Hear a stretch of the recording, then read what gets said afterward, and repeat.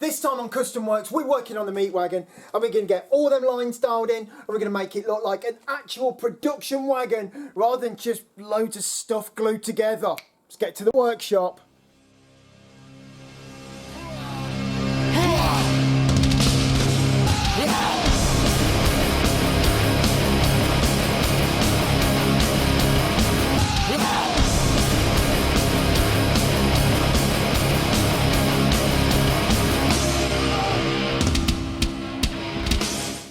So we're looking at the roof on the Meat Wagon. Now the roof looks pretty good, but it needs tying in with the rest of the vehicle more. There's just this like straight line, looks like it's got a big hat on. That's no good. So we need to bring in another line that flows round. So what I've used is some of this square section UPVC. I've come along here, bent it down and round here. And now what I'll do is fill all of this bit. So there's this obvious step in the vehicle, but what I don't want to do is just have this straight line because that just isn't working. And also, this follows this line nicely, and after all, one of the main things about this is it's got to be Art Deco. So at the back here, I'll be making a panel that goes from this edge at this level down to here, all round, and what I'll probably do is form that in dye bond, pack it off, put it on there and then fibreglass it in. It's quite a big area, particularly just here, but I really do think this is going to bring, you know, a whole other dimension just to the whole vehicle. I think it's just going to look great, so definitely worth doing. But yeah, dye bond here and then smaller bits of dye bond all the way there, so we haven't got this lip, or the lip is in this swage line, and the swage line just hides it a lot better than this really sort of ugly straightness.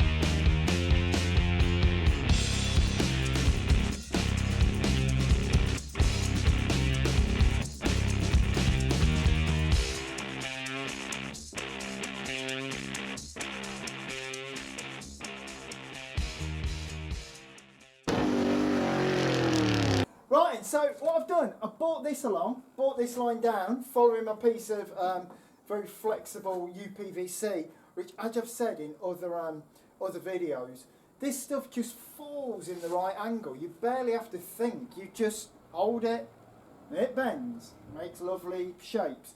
Now, this is overlapping a bit, so you're not really getting the smoothness of the curve here, but already, the whole design's starting to be a lot more coherent and a lot better. A lot of glue and screws here, so I'll probably leave this overnight now. All of this will get a layer of glass fibre over it and bodyworked in. But it's looking good, and we've got that line. And what a lot of people might be thinking is, but you already did this bit the other week, and you sort of made this bit underneath. You know what, it doesn't matter. When you're building something like this, you've got to get basic shape, and then build on that basic shape. What I always say is all of my cars that I've built, I build them as if they'd come out of the factory, then I customise on top of the crazy customisation, which leads to just insane stuff. And that's pretty much what I'm doing here. You know, this wasn't quite right, so I'm changing it. I know I've already done some bits, but it don't matter. It's a sort of fluid, organic way of working. What a load of nonsense. Yeah, already, lots of this, already looking loads better. Everything's becoming more coherent. I like something that might have been made in a factory full of insane people I don't know, just going nuts and making weird stuff. That's the factory I'm coming from.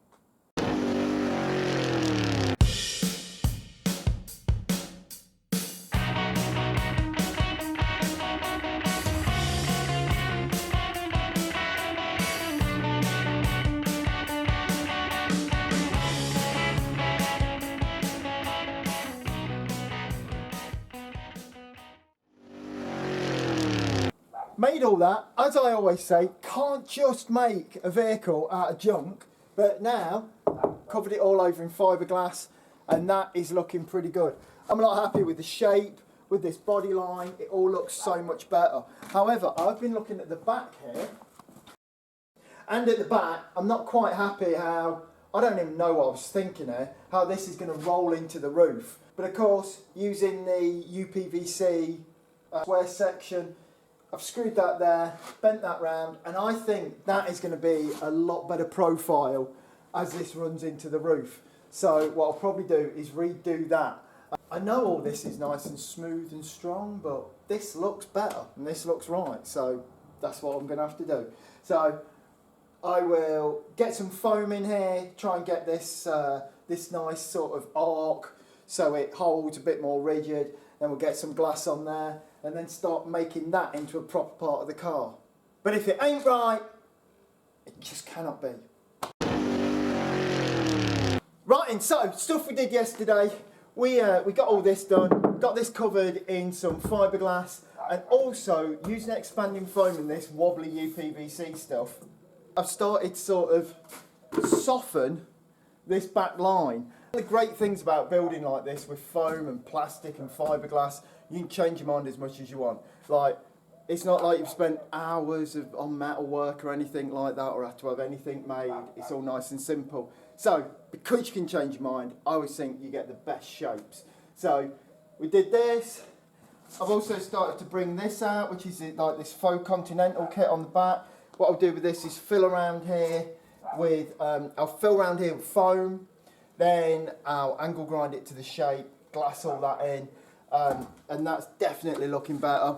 And at the front, I really wasn't happy with, I noticed how it looked, it didn't quite look right, so we've done this. So I've formed this piece, and there'll be a neon sign goes in there, which I think this is going to be called Good Lads Burgers when it's done. Good Lads Burgers, brought to you by the Slaughtermatic Meat Wagon. Probably won't have any of that Meat Wagon bit in it. It's probably just ever going to be called a Meat Wagon here. I'd like to think that forevermore people will remember this as the Meat Wagon. Yeah, we've got that on, got this all covered in aluminium at the top. And what I'll do with this is go over this whole thing, fibreglass, and then it's nice and waterproof and good. And you know when you're making things, I often make things sometimes, and like you make it, and then you look at the bottom and you think, whoa, what a mess on the bottom, this is a nightmare. Well, already I've started to address that. So under here, in this overhang, it's just nice, smooth dye bond, which will, you know, I don't know, I've got glass all around here, but it will probably just need a bit of a sanding and then a bit of paint, and that's done. Although, I still am debating putting a sun visor on this under here just to make the screen look a bit more dropped, and also I'm doing some crazy stuff with the doors and the top line of the window. Right, and so we've looked at the back, and the back's like that, and then the front, and the two jobs are connected, and importantly connected as well. Because if you look at the angle here at the back, then we go to the front and look at the front and the back are very similar. And this is this thing that I like, that as the front of a car sort of leans forward. I did it on Dualatron. That's got the, obviously it's got the forward leaning lights. On Automatron, that whole thing has got a bit of a forward rake to it. And I even did it on Cosmotron as well. That's got the front rake grille, stuff like that. I just like that front rake sort of 1930s Art Deco, sort of luxury liner boat. I could just keep on saying unconnected words all day, but you get what I'm on about. But yeah, I like that sort of look. But all in, I think in profile, this is starting to look a lot better. And soon, hopefully, I'll have somewhere that I can actually cover over. And we're going to buy a massive marquee and put it here. I'm going to jack it up in the air so we can work on this all in one, because I've realised making the roof separate to this, yeah, I can take it on and keep having a look, but it's going to waste me a lot of time. What I really need is this complete and work on it as a complete vehicle, but still be able to remove the roof if I need to get any of the equipment into it. So what I'm going to be doing now, I'm going to be going over all of this in fibreglass, just finishing off some cloaking under there, and also reshaping the side windows. Okay then, so the side windows. Side windows on this, if you remember, it was taxi, and this line goes up and sort of goes down, you know, in the line of the taxi. It ain't a taxi no more, and all but these windows and the screen, we've made this whole body. So I'm going to just alter this so that this line goes straighter and parallel with that. That'll make this window look a little bit squatter, and it will also make the window look a little bit longer, and it'll bring a nicer line through here. Usually, just by sort of plating over this top of the window, you're not going to get away with that normally on a normal car. But this has got that sort of diesel punk sort of feel to it, coach built sort of era of cars. So I think with a little bit of dressing up, I will get away with that, and it will look nice and factory, and it won't look too much like I've stuck a bit on. But also I've got to cut the top of the door off here, just so that the door opens, because now this roof has become a little bit too low. But these are things that have got to be done. And also thank you to Mr. Jarvis for pointing out that the top of the door didn't look that good.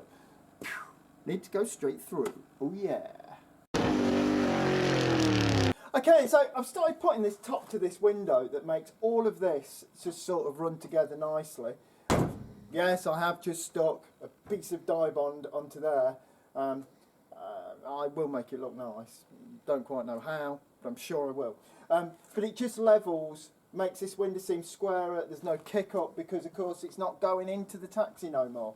It's just going here. So for now, stuck that on. We'll get it glassed in, and we'll see where it takes us.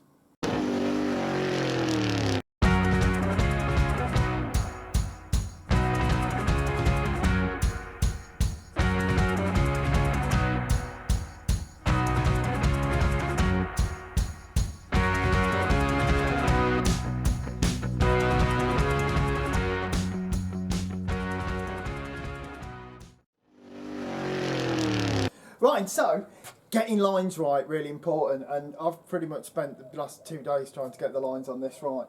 And I had glassed in this line, that you may well have seen, but it didn't look right. It had like a hump, and these two lines are never going to run parallel.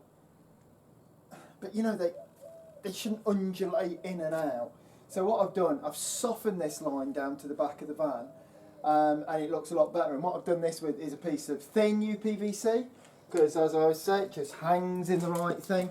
And what I'm going to do here is backfill this with spray foam, and then tomorrow I'll sculpt glass over all of that, and then that's ready for filling.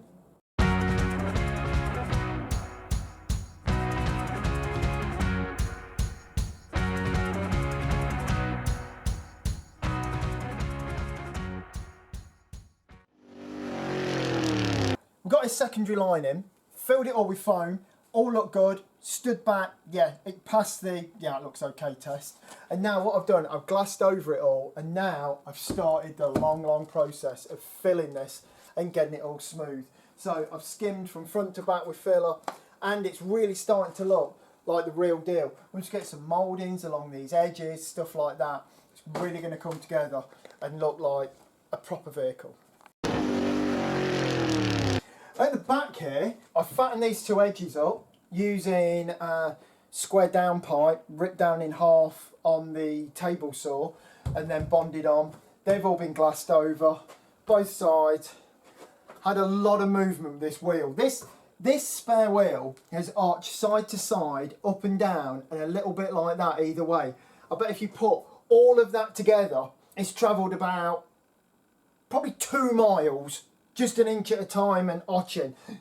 But it's right now, so it's all been glassed in. That's ready to be filled. And then around this side we've just got the whole world of rough fiberglass, shaggy fibres, everything. But this all really strong, really robust, all ready for that skimmer filler to start making it look more like a finished vehicle. Okay then, so the rear bumper. In other episodes I've gone on a lot, that's pretty much all the episodes, but particularly with the bumper, I've gone on a lot about it being hinged so it can never drag in the ground, and if it does, it'll just spring out the way. I looked at that, and that was going to be very difficult to do. And also, the whole back of this, you know, it's all on bags, so you can raise it up on the air anyway. So, I've not done that. So, what I've done, I've bonded it on, and this has all been glassed on, and it's really strong. And what I'm going to do at the back here is, in this piece, I'm going to weld a metal plate and then bracket that back to the extended chassis at the back. Just make sure that's really strong. So if ever this does catch the ground on, you know, like a heavy camber on a road, it'll just, you know, there'll be some sparks. It's totally cool, you know. If it ain't scraping, you ain't trying. Okay, so other things you have to do when you're building a car like this. It's too tall to go inside the workshop, so we've had to erect this tent sort of thing. And what I've done, I've bought a party marquee, screwed half of it to the roof of the workshop, and then the other half I've sort of welded loads of old box section together to make this door so the car can easily swing in and out. But never going to get rained on now. I can work on it outside. Also, I've got enough room to work. You know, I can climb onto the roof and work up there. I can work all around the car now with the car all together. These tents, which are on eBay for about 350 quid, something like that, they're 4 metres wide. And at 4 metres wide, most sort of gazebos and pop-ups are 3 metres wide. And it's very hard to work on a car because you always end up in like that drip strip area down the edge when you're working. And that's no good. But if you can get 4 metres wide somewhere and they're 6 metres long, that is enough to build a whole car. So even if you haven't got somewhere to build a car, buy one of these, get building, and it'll be, you know, for that build, it'll be as good as any workshop. Okay, so that's about it for this time. Don't forget, click subscribe, do that bell icon, the thumbs up, and leave a comment down below. And also, if that's not enough admin for you to do over the next week, you also try and share the videos. I reckon I should have 1,000 followers by now, shouldn't I? Really? Come on. Let's try and get it to 1,000. If I get to 1,000 followers, I will do nothing else other than what I normally do, but I will be forever grateful. Anyway, that's it. Custom Works for another week is over. Thank you very much and good night.